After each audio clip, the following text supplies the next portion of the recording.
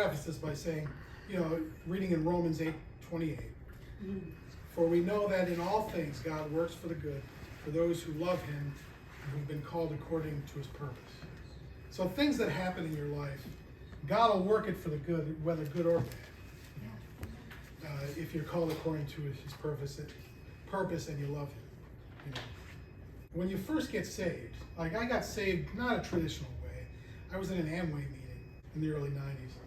And there was a Baptist minister up there preaching, and he made a lot of sense, And I prayed the sinner's prayer in my seat. I wouldn't go up. I was in my seat. but there's something to be said for that. You can still, from your heart, receive God.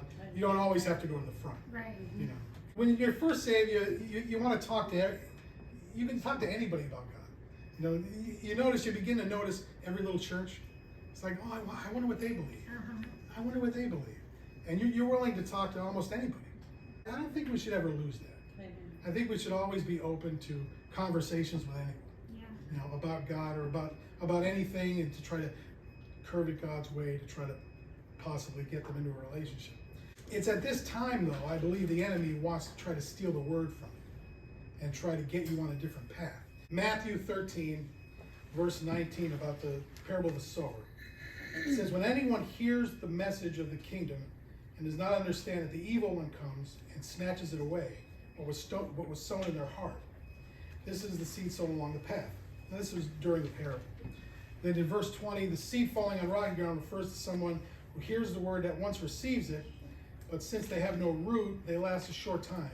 When trouble and persecution come, because of the word, they quickly fall away. So I think at this point in your spiritual life, I believe the enemy wants to try to thwart you in some way. When you're early in your Christian walk, you're not really ready for their claims. Back to Romans 8.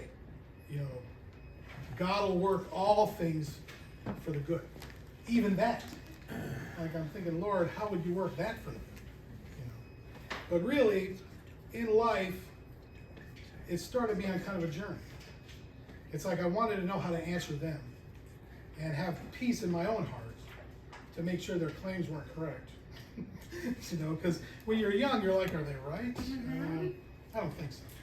So this just got me on a lifelong journey to just study doctrines and to make sure that things were theologically correct. I would try to study up on it to give answers to those that have any questions about it. Now, in 1 Peter 3, chapter 3, verses 15 and 16, but in your hearts revere Christ as Lord. Always be prepared to give an answer to anyone who asks you to give the reason for the hope that you have. But do this with gentleness and respect. God wants us to be able to provide answers for those that have questions. So like almost everybody I would meet had kind of a different take on things.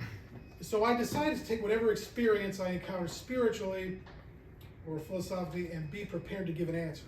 And I think almost everybody you meet, there's something you can contribute or that you can learn from them to actually kind of study it out so you have an answer for them or whoever. And they may even be in your own family. Yep. But anyway, it says in 1 Timothy 4:16, watch your life and doctrine closely. Persevere in them, because if you do, you will save both yourself and your hearers.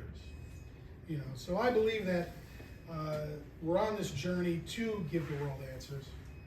And from these answers, you'll learn to minister to others, to bring others into the kingdom, to take your experiences and people that you encounter to try to bone up any of your studies here so that you can answer them adequately in life later. Hi everyone. If you enjoyed the video that you just saw, come check us out at Words of Hope. We meet every Sunday at 5 o'clock at Abide Coffee Shop. We can't wait to meet you.